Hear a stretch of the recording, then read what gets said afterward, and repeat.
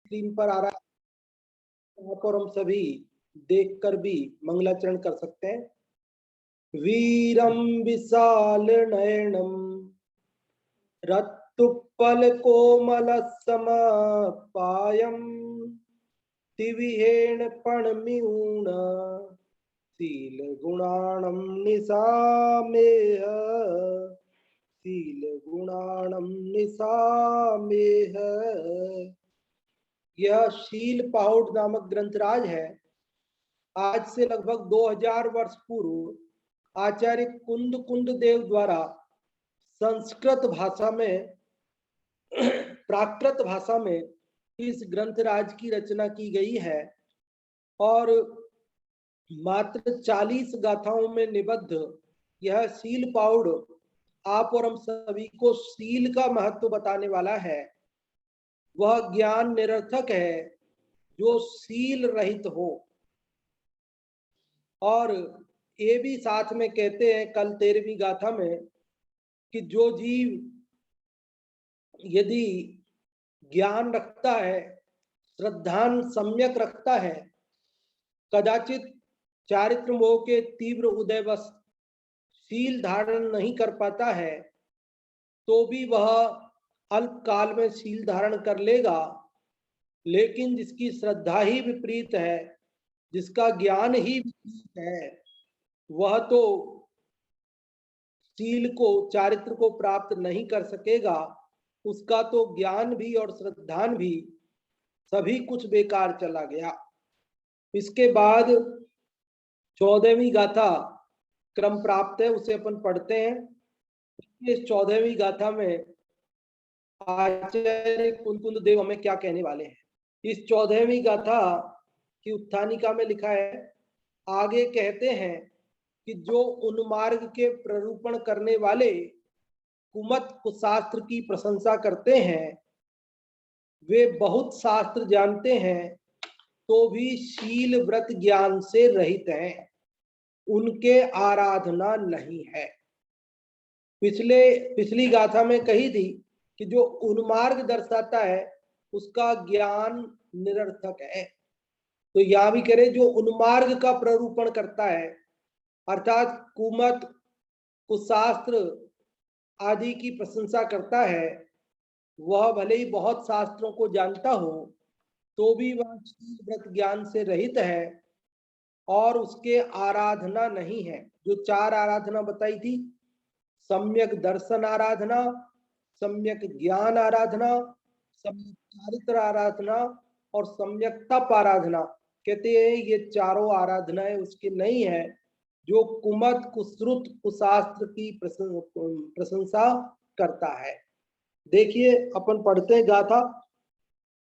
कुमय कुसुद प्रशंसा जानता बहुविहाइंस थाइम शील वदनान रहिदा नहुते आराधया होंती।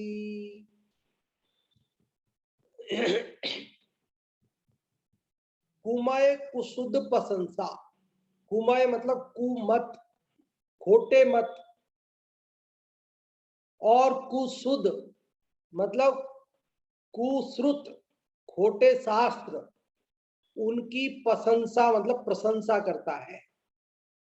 जानंता बहुविहाइम सत्थाइम, जानंता जानते, बहुविहाइम बहुत प्रकार के, सत्थाइम शास्त्रों को, शील वलदान रहिदा, शील और व्रत और ज्ञान से रहित है, नाम नहीं ते उसके आराधया होती।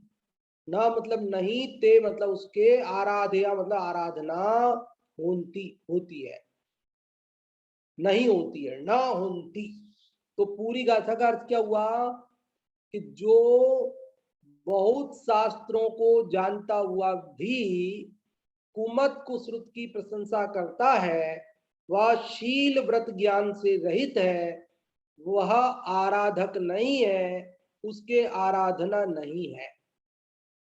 इसका पद्यानुवाद भी दादा ने इस प्रकार लिखा है यद्यपि बहुशास्त्र जाने कुमत कुश्रुत प्रशंसक, रे व्रत से रहित हैं वे आत्म आराधक नहीं। कि यद्यपि बहुशास्त्र जाने, बहुत शास्त्रों को जानता है, लेकिन कुमत कुश्रुत की प्रशंसा करता है, वह शील व्रत से रहित है, वह आत्मा का आराधक नहीं है। यह बात इस गाथा में कही गई है। तो एक बार फिर से मैं संक्षेप में इस बात को दोहरा करके फिर आप लोगों को पूछता हूं इस गाथा का पाठ करने के लिए और इसका सामान्य अर्थ बताने के लिए, कि जो कुमत कुशास्त्र की प्रशंसा करता है वह बहुत शास्त्रों को भले जानता हो, लेकिन वह शील व्रत ज्ञान से रहित है, उसके आराधना नहीं है। जो भी आप में से इसका सामान्य अर्थ बताना चाहते हैं और इसका उच्चारण करना चाहते हैं वे लोग। हर्षिता जी, आपको अनम्यूट किया, आप बताएं।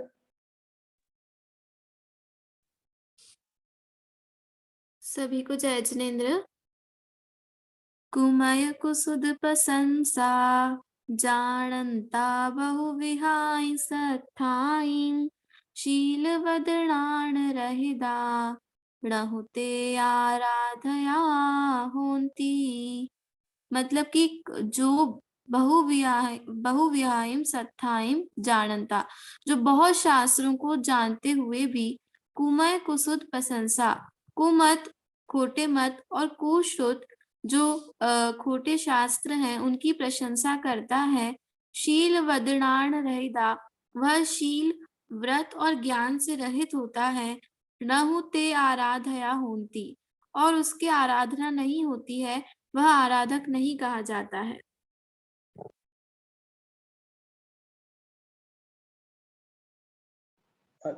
बहुत अच्छा हर्षिता जी, आपने इसका अर्थ बताया और पाठ किया, बहुत बहुत धन्यवाद आपके लिए। और इसका अर्थ जो यहाँ लिखा हुआ है उसे पढ़ने के लिए हम अनम्यूट करते हैं जो भी रेज हैंड हुए हैं उनमें से। हाँ जी, ये इसमें से जो पढ़ना चाहते हैं, हाँ जी, इसको पढ़ने के लिए आशा जी आपको अनम्यूट कर रहे हैं पहले। हाँ जी, पढ़े। जो बहुत प्रकार के शास्त्रों को जानते हैं और कुमत कुशास्त्र की प्रशंसा करने वाले हैं, वे शील व्रत और ज्ञान रहित हैं, वे इनके आराधक नहीं हैं। हाँ जी, बहुत अच्छा आपने पढ़ा कि जो बहुत प्रकार के शास्त्रों को जानते हैं और कुमत कुशास्त्र की प्रशंसा करते हैं, वे शील व्रत और ज्ञान से रहित हैं, वे आराधक नहीं है, उनके आराधना नहीं है। भावार्थ भी पढ़ने के लिए जो लोग रेजेंट करना चाहते हैं वे लोग रेजेंट कर सकते हैं भावार्थ के लिए। और भावार्थ पढ़ने के लिए अनम्यूट कर रहे हैं नीलम जी आपको, आप पढ़ें।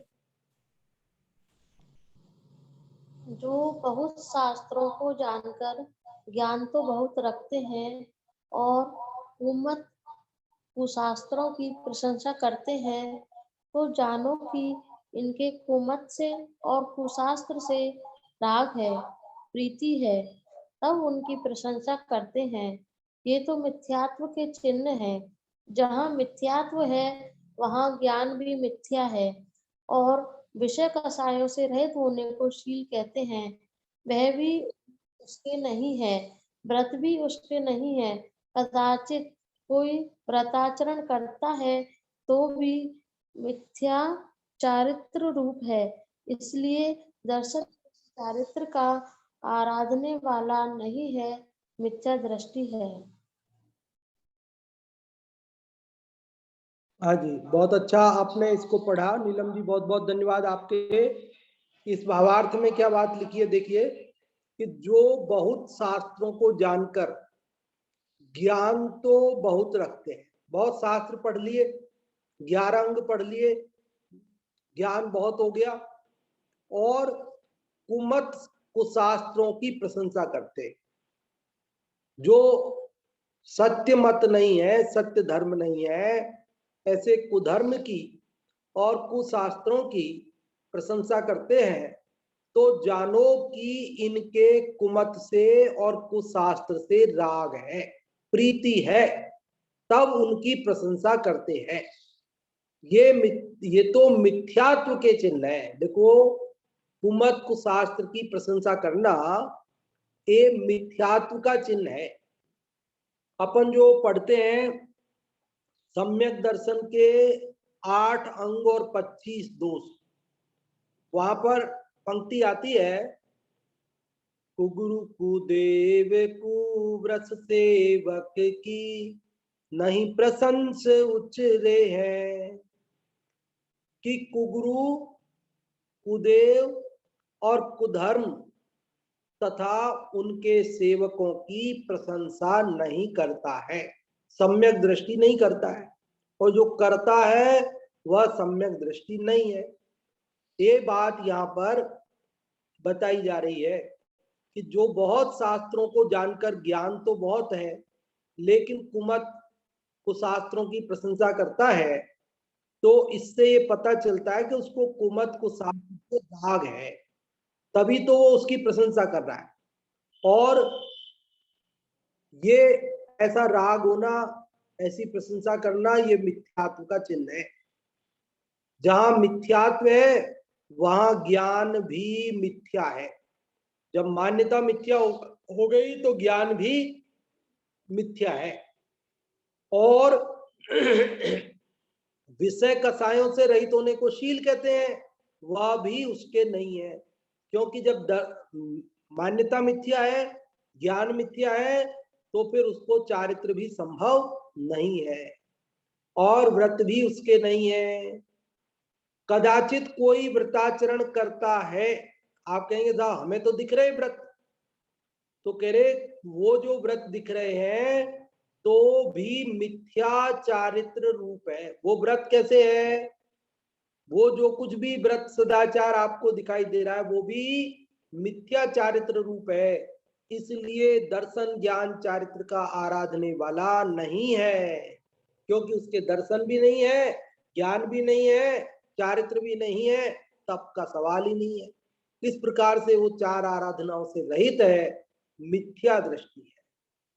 देखो, इस गाथा में आचार्य कुंद देव ने क्या बात कही है वो समझो। पिछली 13वीं गाथा में उन्होंने ये बात कही थी कि जो मार्ग सच्चा बताता है, मार्ग वीतरागता का बताता है, और कदाचित अभी राग को छोड़ नहीं पाया है, वो उसके चारित्रगत कमजोरी के कारण है। लेकिन जो उन्मार्ग दिखाता है, अर्थात राग में धर्म बताता है, वह तो उन्मार्गी है, उसे मार्ग की प्राप्ति नहीं हुई है, वह तो उसका ज्ञान आदि सब निरर्थक है। तो वो जो बात थी कि उन्मार्गगामी का ज्ञान निरर्थक है, उसी बात को उन्होंने खुलासा करके बात कही है इस 14वीं गाथा में कि वो उन्मार्गगामी, कौन उन्मार्गगामी? तो कहते जो कुमत कुशास्त्र की प्रशंसा करता है और उसका ज्ञान व्यर्थ है, तो उसके लिए कहा कि वो बहुविहाइम सत्ताइम जानंतो, बहुत शास्त्रों को जानते हुए भी और शील व्रत ना ज्ञान से वो रहित है। भले बाहर में आपको दिखाई देवे व्रताधिक, तो कहते वो बाल व्रत है, बाल तप है, बाकी कुछ भी असली उसके पास नहीं है। ये बात इस 14वीं गाथा में कह रहे हैं। यहाँ पर ये बात है कि कोई व्यक्ति कुमत कुशास्त्र आदि की प्रशंसा करता है तो उससे ये बात पता चलती है कि वो मिथ्या दृष्टि है। अब आप ये कह सकते हैं कि साहब अब कोई व्यक्ति प्रशंसा कर दे तो इसमें आप उसको वो मिथ्या दृष्टि है ऐसा कैसे कह सकते हैं? तो यहाँ पर दरअसल बात ऐसी है कि आपकी मान्यता क्या है वो तो किसी को दिखती नहीं है। वो तो या तो सर्वज्ञ भगवान जानते हैं आपकी मान्यता कैसी है, उनको दिखती है, बस सर्वज्ञ को दिखती है, और यह आपको स्वयं को दिखती है। किसी अन्य को आप क्या मानते हो वो पता नहीं चलता साधारण अल्प ज्ञानियों को, क्षयोपम ज्ञानियों। अब हमारे पास आप सम्यक दृष्टि हो कि मिथ्या दृष्टि हो, इस बात को जानने के लिए क्या तरीका है कि यही तरीका है कि हम आपके वचनों से अनुमान करते हैं। जो हमारे सर्वज्ञ भगवान की परीक्षा की ना, आप्त परीक्षा, आप्त मीमांसा, उसमें भी किससे की कि युक्ति शास्त्रा विरोधी वाक्य, कि हे भगवान आपके वचन युक्ति और शास्त्र से अविरोधी हैं, इसलिए पता चलता है कि आप सर्वज्ञ हैं, आप वीतरागी हैं। तो वीतरागी और सर्वज्ञ की परीक्षा भी उनके वचनों से की जाती है। तो ऐसे ही रागी मिथ्या दृष्टि जीव की परीक्षा भी, पहचान भी किससे होगी? वचनों से होगी। देखो, बोलने से ही पता चलता है कि हम ज्ञानी हैं कि मूर्ख हैं। यदि हम चुपचाप बैठे रहें, किसी सभा में जाएं, मीटिंग में जाएं और चुपचाप बैठे रहें, बोले ही नहीं, तो अच्छे नए कपड़े पहन के सज धज के बढ़िया से गए और बढ़िया से बैठ गए और बढ़िया से आ गए, तो जो लोग हमें नहीं जानते हो तो सोचेंगे पता नहीं कोई बुद्धिमान आदमी होगा। लेकिन जैसे ही अपन बोलेंगे और अपने बोलने का जो स्तर होगा वो हल्का होगा यदि, तो सुनते ही सब समझ जाएंगे कि ये कितने गहरे पानी में है। और यदि वो नहीं बोलेगा तो कुछ पता नहीं लगेगा। इसी प्रकार कोई देखने में भले ही कैसा हो, मान लो काला हो, दुबला हो, कैसा गंदे कपड़े पहने हो, लेकिन ज्ञानी हो कदाचित, तो वो बात कब पता चलेगी? जब वो बोलेगा तब पता चलेगी। उसके रूप को देख के थोड़ी पता चलेगी। तो बोलने से, वचनों से ही उसकी मान्यता का पता चलता है। तो यहाँ 14वीं गाथा में उन्होंने कहा कि वो कुमत कुसुत की प्रशंसा कर रहा है, इससे पता चल रहा है, इट मीन्स वो मिथ्या दृष्टि है, उसकी आराधना नहीं है। वचनों से पता लगता है। संस्कृत में एक श्लोक आता है नीति शास्त्र में, काकः कृष्णः पिकः कृष्णः को भेदः पिक काकयोः वसंत समये प्राप्ते काकः काकः पिकः पिकः। समझ में नहीं आया होगा अभी, है ना? देखो, इसका हिंदी में अर्थ बताते हैं। क्या कह रहे हैं कि काकः कृष्णः पिकः कृष्णः।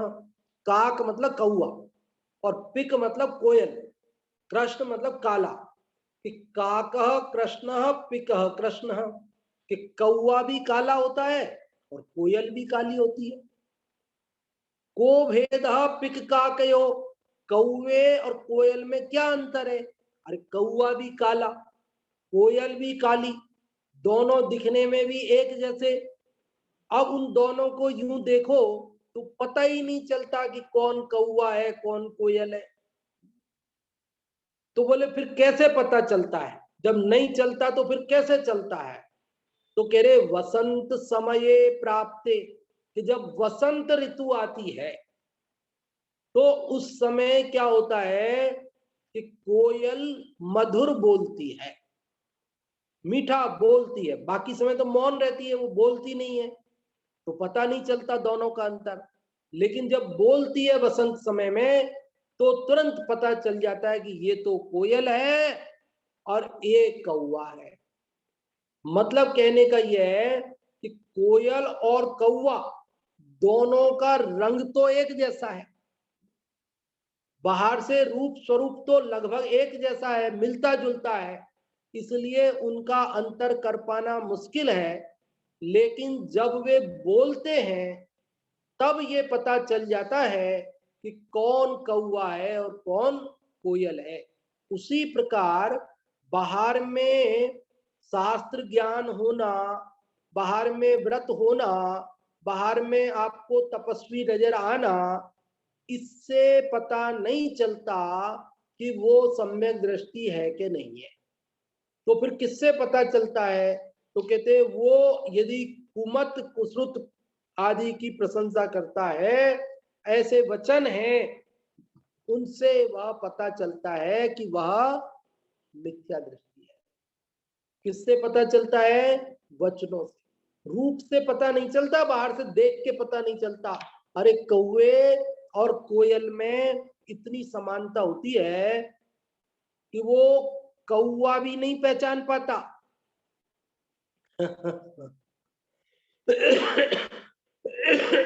आपको हम ये बताएं कि जो कोयल है ना, वो कभी अपने लिए घोंसला नहीं बनाती है। परभ्रत कहते हैं उसको, परभ्रत, उसका पर्यायवाची नाम में एक परभ्रत है। वो अपने लिए घोंसला भी नहीं बनाती है। तो फिर क्या होता है, वो उसको जब अंडे देने होते हैं ना, तो वो कौवे के घोंसले में अंडे देके आ जाती है चुपचाप। और कौवा ये समझता है कि ये तो हमारे ही हैं, वो उनको सेता रहता है। और फिर जब उनमें से बच्चे निकलने वाले होते हैं, तो बड़ी चतुराई से वो कोयल उन बच्चों को उड़ा के ले जाती है वहां से, और कौवा देखता रह जाता है। सेवा तो करता है कौवा, और बच्चे किसके? कोयल के। इसलिए कोयल का एक पर्यायवाची नाम है परभ्रत। परभ्रत मतलब दूसरे के द्वारा भरण पोषण किया जाता है उसका, उसका लालन पालन, उसकी व्यवस्था कौवे के द्वारा होती है, कोयल की। मतलब इतनी समानता है, आप ये देखो कि कोयल और कौवे में। लेकिन फिर भी जब बोलते हैं तो पता चल जाता है कि ये कौवा है और ये कोयल है। काव काव कर रहा है ये कौवा है, और ये जो मधुर बोल रही है कुहू कुहू, ये कोयल है। तो इसी प्रकार बाहर से देखने में तो आपको तपस्वी नजर आए, बाहर से देखने में तो वो शास्त्रों का पाठी नजर आए, बाहर से देखने में तो वो कुछ भी नजर आए, लेकिन उसके वचनों से पता चलता है कि वह वीतरागता का उपासक है कि राग का उपासक है। और यदि वो राग का उपासक है तो फिर वो कहते हैं कि वो उसके कोई आराधना नहीं है, उसके कोई ज्ञान व्रत सब कुछ नहीं है। जो कुछ है वो सब बाल व्रत, बाल तप, बाल अज्ञान है, कुछ नहीं। ये बात इस 14वीं गाथा में कह रहे हैं। समझ में आ रही बात? देखो, बिल्कुल इसी प्रकार की एक गाथा यहाँ दर्शन पाहुड़ में आई है। कल जो ऊपर 13 नंबर की गाथा पढ़ी थी, उससे मैच हो रही थी 3 नंबर की गाथा, और ये 14 नंबर की पढ़ी, इससे मैच हो रही 4 नंबर की गाथा दर्शन पाहुड़ की। देखो, यहाँ 13 में 3 था लास्ट में, और 14 में 4 है लास्ट में। तो 3 नंबर की दर्शन पाहुड़ की गाथा कल अपन ने देखी थी, 13 नंबर की जैसा भाव था। अब 14 नंबर की जो गाथा है, उस जैसा भाव दर्शन पाहुड़ की 4 नंबर की गाथा में है। देखो, अभी ग्रंथ तो आपके हाथ में नहीं होंगे, मैं आपको वैसे ही यहाँ से बताता हूँ। पेज नंबर तो 13 है, अगर किसी के पास ग्रंथ हो तो। पेज नंबर 13 नंबर पेज है दर्शन पाहुड़ में, 13 नंबर पेज, और गाथा नंबर 4। देखो, ये हर्षिता ने निकाल भी दी। 4 नंबर गाथा आप सभी की स्क्रीन पर आ चुकी है। देखो क्या कह रहे हैं इसके अंदर। सम्मत्रयण भट्टा जानंता बहुविहाय सथाइम आराहणा विरहिया भमंति तथेव तथेव। वहां जो आधी लाइन थी ना, जानंता बहुविहायम सथाइम, वही शब्द है, एज इट इज शब्द है। जो इसका उत्तर चरण है, दूसरा चरण है, वो वहां 14 नंबर गाथा का और इसका सेम है।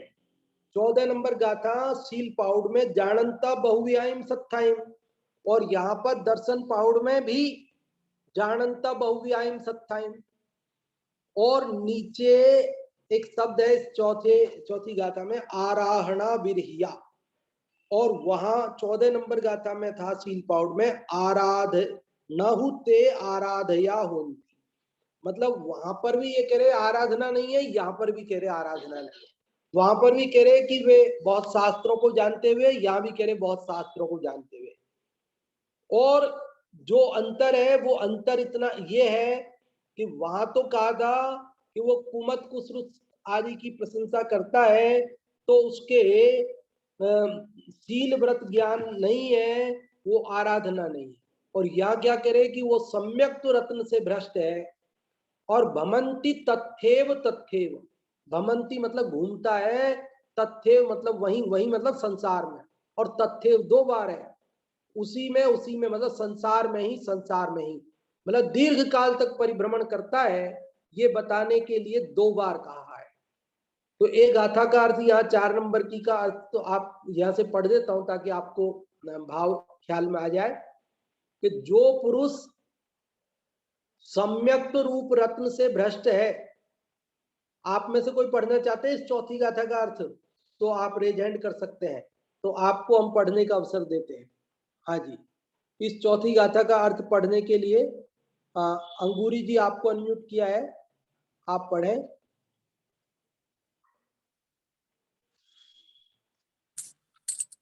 जय जिनेन्द्र पंडित जी। हाँ जी, जय जिनेन्द्र। जो पुरुष सम्यक रूप रथ से भ्रष्ट हैं तथा अनेक प्रकार के शास्त्रों को जानते हैं, तथापि वे आराधना से रहित होते हुए संसार में ही भ्रमण करते हैं, 2 बार कहकर बहुत परिभ्रमण बतलाया है। हाँ जी, कि जो पुरुष सम्यक रूप रत्न से भ्रष्ट हैं तथा अनेक प्रकार के शास्त्रों को जानकर भी जानते हैं, तथापि वह आराधना से रहित होते हुए संसार में ही भ्रमण करते हैं 2 बार है, करते हैं, तथ्येव था ना, भमंती तथ्येव 2 बार कहकर बहुत भ्रमण बताया है। तो ये स्थिति है, मतलब कहने का ये है कि शील पाउड की जो हम 14 नंबर की गाथा पढ़ रहे हैं, लगभग वैसा ही भाव दर्शन पाउड की इस 4 नंबर की गाथा में भी है कि जो बहुत शास्त्रों को जानते हुए भी वो सम्यक रत्न से भ्रष्ट है, कुमत कुश्रुत की प्रशंसा करता है, वह शील व्रत ज्ञान आदि से रहित है, वह आराधक नहीं है, उसके 4 आराधनाएं नहीं है। ये बात इस गाथा में कही गई है। तो आपको इस गाथा का भाव समझ में आया होगा। यहाँ जो बात कही गई है वो बात यही कही गई है कि भले ही कितना भी ज्ञान होवे, कितना भी आचरण व्रत आदि पाले, लेकिन यदि श्रद्धा विपरीत है तो ज्ञान भी विपरीत है और चारित्र भी विपरीत है, और उसकी श्रद्धा की विपरीतता का पता उसके वचनों से चलता है। ये बात भी इसमें महत्वपूर्ण है कि उसके वचनों से पता चलता है। कोई बोलता है ना, उसके बोलने से पता चलता है कि वो मानता क्या है। देखो ऐसा स्वरूप है ना, बोले बिना पता नहीं चलता कि उस सामने वाले के मन में क्या है। इसीलिए जो सामने वाले के मन में क्या है ये जानना चाहते हैं, वो उससे बुलवाते हैं, उसको बोलने के लिए मजबूर करते हैं। आपने देखा होगा कि जो दुकानदार होते हैं ना, दुकानदार होते हैं, अब मान लो साड़ियों का दुकान है और ये महिलाएं जाती हैं साड़ी लेने के लिए, तो वो कहती है और दिखाओ, ये दिखाओ, वो दिखाओ, सब वो दिखाता जाता है। फिर वो पूछता है कि बहन जी आपको कौन सी पसंद आई, न कौन सी, अच्छा नहीं पसंद आई तो क्यों नहीं पसंद आई, कैसी चाहिए आपको। अब वो कुछ बोलती नहीं बहन जी, तो बोलती नहीं तो वो बिखेरे जाता है। अब जब तक बोले नहीं तब तक उसको टेस्ट पता नहीं चलता कि इन बहन जी को कैसी साड़ी चाहिए। और जब वो कुछ बोलती है तो तुरंत उसको समझ में आ जाती है कि इन बहन जी को कैसी साड़ी चाहिए, फिर वो उसको उनके पसंद की साड़ी निकाल देता है। और जब तक वो बोलती नहीं है तो उसको पता नहीं चलता कि इनको कैसी चाहिए। इसी प्रकार वो भाव बताता है कि ये साड़ी 2000 की है, ये 1000 की है, ये 2000 की है, ये 3000 की है। अब बहन जी कुछ बोलती नहीं तो वो बोलता है कि आप बहन जी कितने देना चाहती हो, वो बता दो, आप रेट बता दो, आप कितने में लेना है बोलो। जब वो बोलती हैं तो उसको पता चल जाता है कि इनको कैसी साड़ी चाहिए, कितने रेट की साड़ी चाहिए, और उस हिसाब से वो अपने व्यापार को बना लेता है। और जब तक वो बोले नहीं तो पता नहीं चलता। इसलिए दुकानदार हमेशा ये चाहता है कि ग्राहक बोले। देखो जगत में अलग अलग तरह की स्थिति है, जगत नाना रूपों वाला है, विविधता वाला है। यहाँ विविध तरह के लोग हैं, विविध तरह की आवश्यकताओं वाले लोग हैं। किसान चाहता है बारिश होवे, और धोबी चाहता है धूप निकले। किसान के ये है कि बारिश होएगी तो फसल को पानी मिलेगा, और धोबी कह रहा है बारिश हो जाएगी तो मेरे कपड़े नहीं सूखेंगे मेरे तो धूप निकलनी चाहिए तो कपड़े सूख जाए ताकि। और चोर चाहता है चुप रहो, बोलो मत, अगर बोलोगे तो मालिक जाग जाएगा, पता चल जाएगी। और साहूकार चाहता है कि बोलेगा तभी तो ग्राहक फंसेगा, तभी तो लेगा, तभी तो पता चलेगा कि उसको कैसा माल चाहिए, कितने में लेना चाहता है।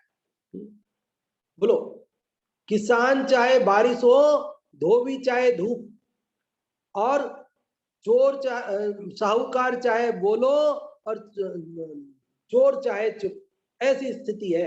तो यहां पर भी बोलने से पता चलता है। एक बार की बात है कि दो लोगों में आपस में पहले खूब प्रेम था, और फिर किसी बात को लेकर उनके अनबन हुई होगी, तो वो बोलते नहीं थे एक दूसरे से। अब बोलते नहीं थे तो एक बार की बात है कि हमारे सामने उन्होंने, एक जने ने कहा, वो उनके मन में क्या है पता नहीं। अब पहले तो खूब प्रेम था, खूब बोलते थे, उठते बैठते थे, आजकल बोलते नहीं। तो हमारे चूंकि दोनों टच में थे तो हमें पता था कि दोनों के मन में ऐसा कुछ नहीं है। तो हमने कहा उनके मन में आपके प्रति कुछ नहीं है, वो आपकी कभी बुराई नहीं करते, आपकी प्रशंसा ही करते हैं, हमेशा आपको अच्छा मानते हैं, कभी उनके मन में आपके प्रति कोई कलुषित परिणाम नहीं है। तो वो बोले कि ऐसी बात है, तो फिर वो बोलते क्यों नहीं।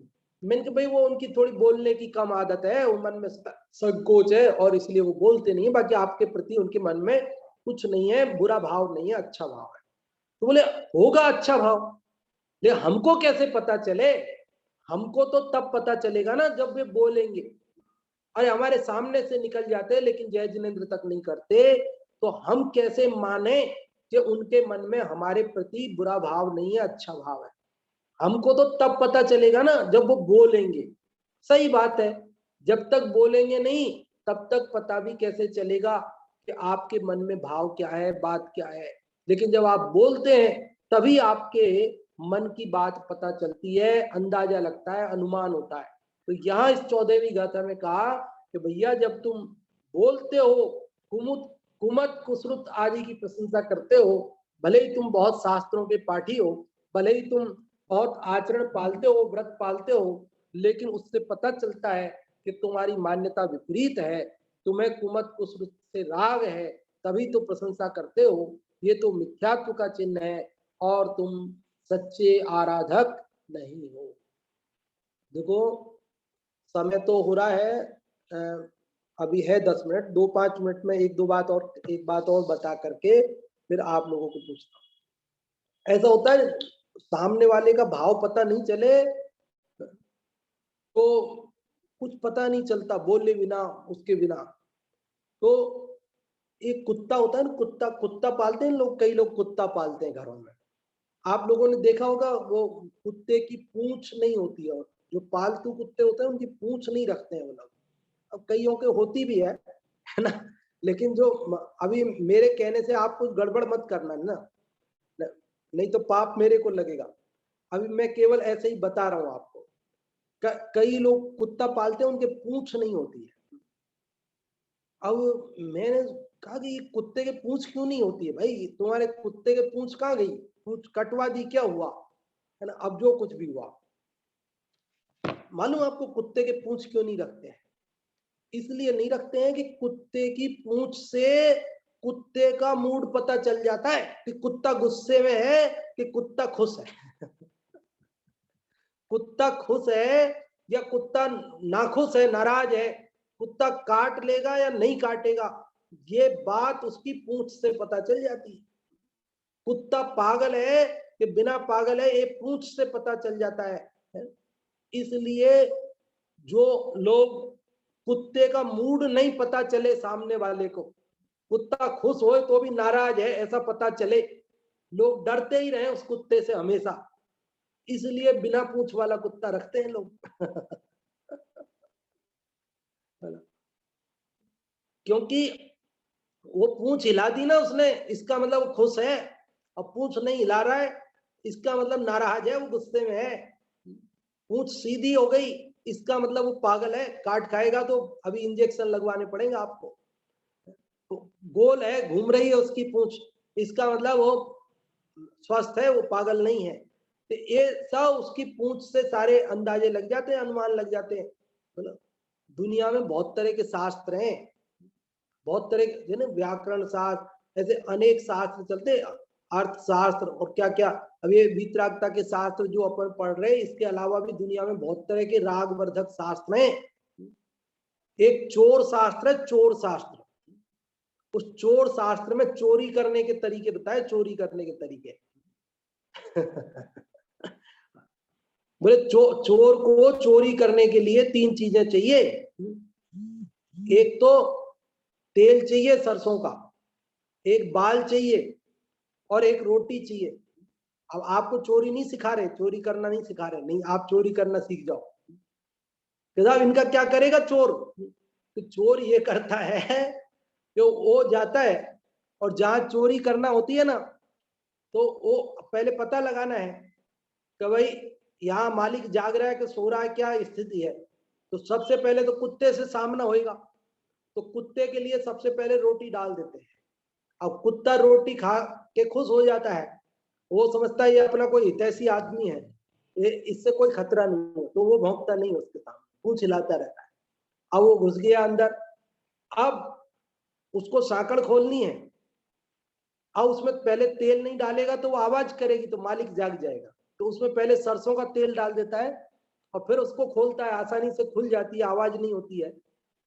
अब इसके बाद भी मालिक की नींद गहरी है या हल्की है, कहीं मैं कुछ चोरी करने लगूं और ये जाग जाए, इसके लिए वो बाल उसके कान पे घुमाता है, और जैसे उसके कान पे बाल घूमता है, अगर हल्की नींद हो तो वो जाग जाता है, करवट बदलता है, वो समझ जाता है नींद हल्की है मालिक की, अभी पार नहीं पड़ेगी, और बाल घुमाने पर भी वो कुछ प्रतिक्रिया नहीं करता है, इसका मतलब नींद गहरी है, अभी आराम से चोरी की जा सकती है।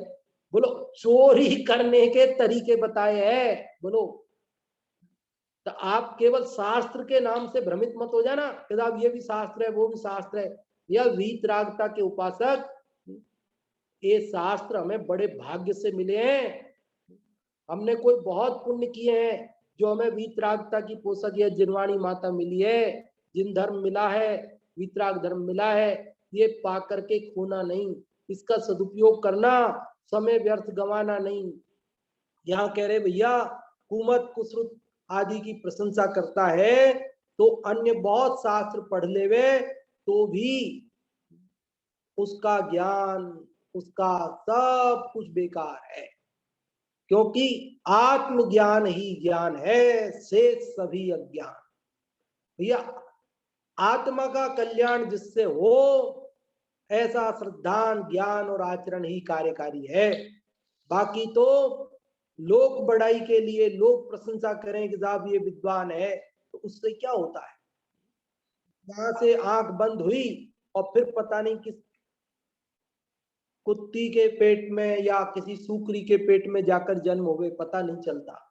यहाँ का ज्ञान, यहाँ का आचरण सब खत्म हो जाए, एक अपना श्रद्धान मिथ्या हो तो जीव दीर्घ काल तक संसार में घूमता है। इसलिए आज हमने जो ये 14 नंबर की गाथा पढ़ी, इससे हमें ये शिक्षा मिलती है कि हम मिथ्यात्व छोड़ें और बाहर का आडंबर काम नहीं आएगा, कोरा शास्त्र ज्ञान काम नहीं आएगा, बल्कि उसके साथ श्रद्धान और ज्ञान और आचरण सब सम्यक होना जरूरी है। आप लोगों को अब अवसर देते हैं। जो भी आप में से कोई बताना चाहते हैं, इसका भाव 4 मिनट है। जो भी आप में से इस 14वीं गाथा की जो भी चर्चा आज अपन ने की, उसमें से आपको क्या समझ में आया, आप में से जो भी बताना चाहते हो वे रेज हैंड कर सकते हैं।